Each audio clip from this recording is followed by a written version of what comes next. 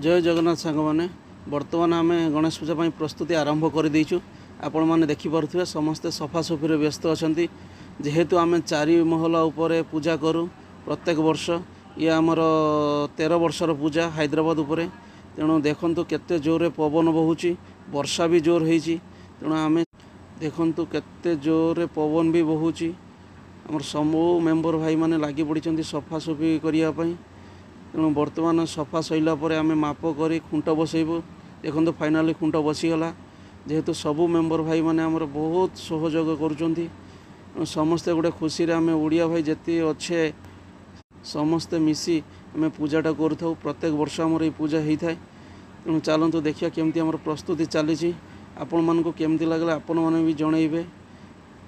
बर्तमान आमर कार्यक्रम आगे चली समस्त सहयोग समस्त मिसिकी आम कम करुचु। देखो फाइनाल खुंट बसी आम केमती टेंट मारिलु। देखो ये टेंट केमती लगुच आपण मैंने निहाती कमेंट माध्यम जनइबे।